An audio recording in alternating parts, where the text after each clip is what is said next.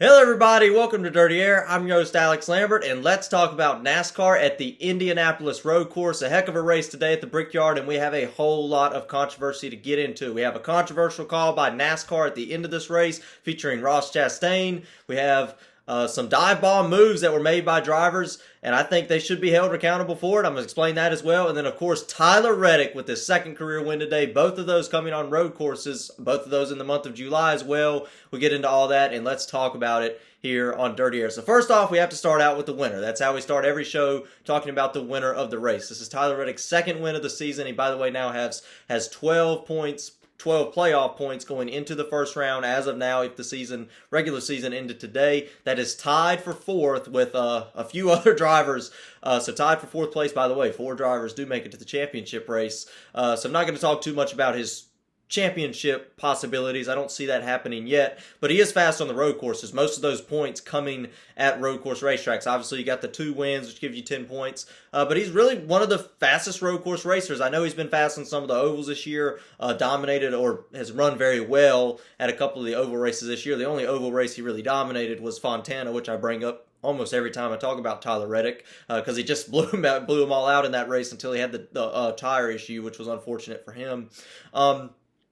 But, he's showing a lot of speed this season. He's showing that he has a lot of talent, especially at the road courses. We have a couple more road courses coming up. We have Watkins Glen in 2 weeks. It should be fun to watch him, see what he can do there. And then, of course, we go to the Charlotte Roval, the road course inside of the Charlotte Speedway in the playoffs in the future as well. We'll have to see how he runs at those tracks. Should be a lot of fun to watch. That's really all I have to say about Reddick. Great race car driver. He's been running better and better every week. It seems like starting to close out some of these races where in the earlier portions of the season something would go wrong and he wouldn't close the race out. So certainly cool to see him running up front more and more. And with him going to Kurt Busch's team, to join Kurt Busch and Bubba Wallace at their team in a few years. Should be really fun to watch him and see what he can do with Toyota. So let's talk about something that I think, move on from the winner, let's talk about something that I think is controversial, and I've expressed my opinion. I read a few comments on Twitter, at least some vocal fans on Twitter seem to agree with the call about Chastain getting sent to the back or getting penalized after taking the excess ramp. Look, I'm going to show you a picture of this, and you see he just kind of darts away from the field there. A pretty interesting picture. But this is one of those gray areas in the rules that really shouldn't have been a gray area, and it is upsetting because he's racing for a win. It could have been like last year. He might have ended up wrecking the 8 car, and then it would have not been for a win. That would have been frustrating. So to not even know if he's going for a win or not, NASCAR reviewed it. That's a rule that I think should have been set up previously, and bit disappointed that it wasn't. Because Chastain even said in his interview, we had talks about this before the race. Well, then why wasn't there a set rule? Look, if you go through the access ramp, from what I know, that's the penalty ramp. And we saw a driver do it. We saw a couple of drivers do it. Denny Hamlin, as an example, earlier on in the race, he wasn't penalized. So this was one of those situations where it was a very inconsistent penalty. A lot of times I'll see fans complain NASCAR just makes up rules. Typically they don't, outside the All-Star race, but typically they don't just make up rules. There is a rule in place. But today they really did. They really did just completely make this rule up as we went along. How come Denny Hamlin can go through the same excess ramp early on in the race and you didn't give him a penalty? That sets the tone for the rest of the teams like Austin Dillon and Chastain on the final restart, that you can use that without getting a penalty. And then unfortunately for those two, they got a penalty at the end of the race. So it's at the end of the race. So it's really frustrating as a fan and I'm sure a driver to get that penalty. Obviously Chastain had a fairly good post-race interview, but just a bit frustrating. I think NASCAR looking, if we go back to this racetrack next year, the road course at Indy, which I think we should, I think this is a great track, say, look, if you're going to use this ramp, you have to either come to a complete stop, that gets away the gray area, come to a complete stop, or they'll make another longer excess ramp or something like that.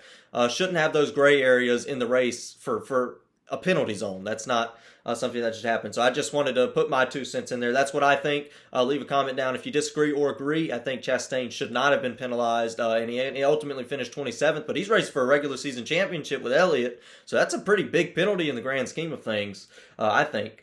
So I do want to talk about one other thing real quick as far as, this isn't really penalties or called by NASCAR, but I do think we saw a couple of restarts, and I'm going to show a picture here of the second to last restart where Joey Logano calls a couple of drivers to wreck. Maybe I'm just salty because Kyle was involved in this wreck, but calls a few drivers to get involved in the accident. You see Joey Logano turn to the inside there. You see Kyle Busch on the outside. That's like 6-7 wide here. that to me should be held responsible for drivers. And I say the same thing about causing wrecks at the plate races or the super speedway races, Daytona, Talladega, now Atlanta. Drivers who do that stuff should be held responsible. You caused a wreck. You caused a big wreck. Logano had no room to dive bomb there, and for no drivers to even say anything about it, to have a conversation about it, I think is a bit aggravating. It looks kind of sloppy to have these restarts. I think if you had a driver that was out there that said that was ridiculous and he held somebody accountable, wrecked somebody back for it, you would see less of those moves. Every restart, you shouldn't have drivers dive bombing where there's no room. And that's something that I think NASCAR doesn't really have any say in. I don't think NASCAR needs to look at that and penalize anybody. I think the drivers need to say, hey, you dove into me and caused me to wreck. So that's just another one of those opinions. You could agree, disagree. It's one of those, kind of gray area when it comes to opinions. Obviously, NASCAR doesn't need to step in, but I think the drivers need to say, hey, you run into me, Logano. So that's just my opinion on that. I showed the picture there again from the second to last restart. It happened on the original start of the race. We saw multiple drivers get around. And then, of course, it happened at the end of the race for sure. So definitely something interesting. I do want to go through the top 10 just real quick. Tyler Reddick, I already talked about him, second win of the season. Austin Cindric, I said he's one of those road course guys. I believe he finished in the top 10 at the last road course race at Road America. He's been running a little bit more consistently at the second portion of the year, like just one of those rookie drivers getting some track time, but does run decent at the road course races. One of those drivers I would maybe can see going for a win if he can get a fast enough race car. Obviously, Reddick blew everybody out today, way faster than everybody else, but Austin Cindric might be able to go for a win at the next two road course races we go to, the last two of the year at Charlotte, and then, of course, in just 2 weeks in New York at Watkins Glen. Harrison Burton, great run for him, having a pretty terrible rookie season, flipped in Daytona in the debut, in Daytona 500, and just hasn't run well since. I haven't mentioned him in the top 10 any. I don't think he's really been running in the top 20 much, sometimes in the 30s. So it's been a really rough first season, rookie season for Harrison Burton.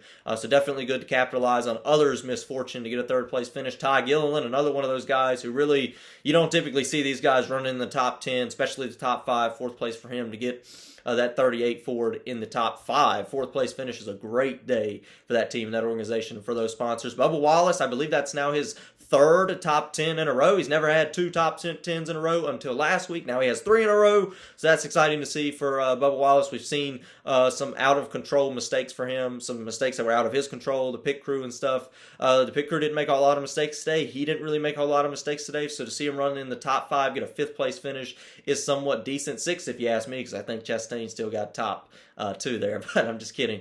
But no, Bubba, a decent run for him to get a top 5 is certainly good. Showing some more speed getting to the end of the season. It'll take a win for him to get in the playoffs.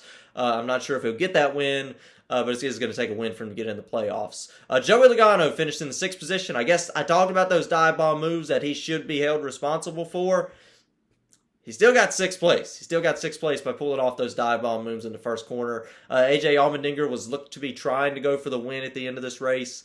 He was trying to get the win. Reddick was just so fast, Allmendinger didn't have anything for him. Therefore, Allmendinger ended up finishing 7th. He actually ended up getting involved in some trouble in the final restart with all the jumbling up you had on the restarts. Michael McDowell, once again in the top 10. This team's running faster and faster every week.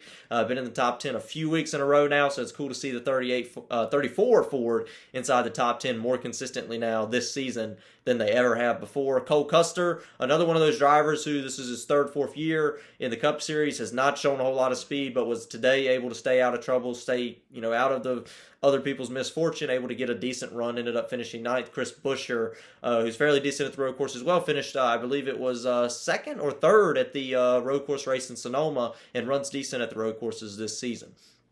So like I said, that is the top 10. I did want to just look at the playoff points real quick. You have Christopher Bell, obviously, with the win. I kind of narrowed it down a little bit here. You have Ryan Blaney, 121 points above the cut line. Truex, 96 above the cut line. Then, of course, you have Harvick, Almirola, and Jones out. Look, I think after today, especially with Harvick's issues today, all the guys you see in red below the cut line are in must-wins. They have to treat this like a must-win. They need to win to get into the playoffs to bump them up into the 15th spot. Now, if you're Blaney and you're Truex, I think you're racing each other. I don't think Blaney's racing to stay above Kevin Harvick. I think he needs to be trying to get above Ryan Blaney. With the tracks we have coming up, Watkins Glen, we have Richmond, we have Michigan next week. We don't know what we'll see there. And then, of course, we have the Daytona summer race to finish out the regular season. it's going to be there's definitely a chance to get at least one more winner, and that's going to knock 16th place out. So I think you want to be 15th. So I think Ryan Blaney and Truex, they're the two guys racing for points right now, and that's how they're going to should treat it. I think that's how they are treating it right now. So definitely just wanted to point that out really quickly. And then, of course, I do want to mention that I do want to talk, because I've seen a lot of talk on Twitter this week about we shouldn't go to the Indy Road Course. We should go to the oval race. The Brickyard 400 should be back.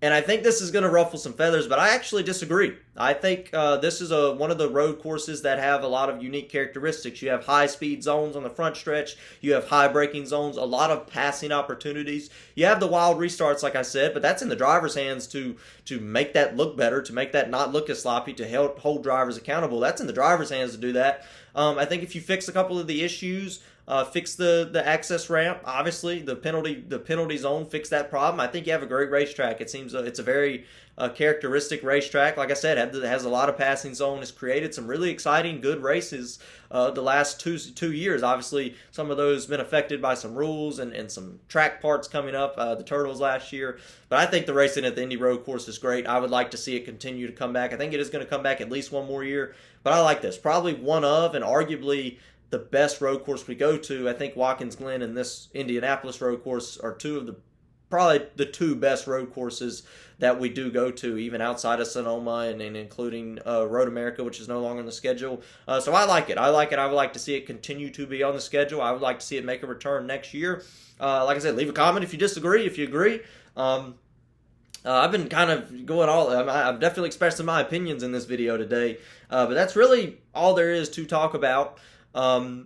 Today after NASCAR at the Indy Road Course, very entertaining race. We do go to Michigan next week. Now, I do want to talk about Michigan for just one quick second, because Michigan is a track that I've had kind of circled on the schedule for a while, one that I'm kind of excited to see what we see there. I've heard we might see pack racing there like Atlanta. I don't think we'll see that with the higher horsepower, but I do think we're going to see a lot more higher speeds. If you remember right before the 550 horsepower package came in, the slower horsepower package came in 2019. The 2018 race was perfect conditions. The track was a little bit cooler with the cloud cover. It was perfect conditions to have a really fast race. We were seeing drivers get up to 220, 222 miles an hour in the race during race speed. It should be really interesting to see how fast these guys go in qualifying next week in practice. Definitely going to try to check out qualifying just to see the lap times, and I want to see how fast these guys run in the race next week in Michigan as well. One of those tracks, I want to see if the speed is still there that we had back in 2018. Should be fun.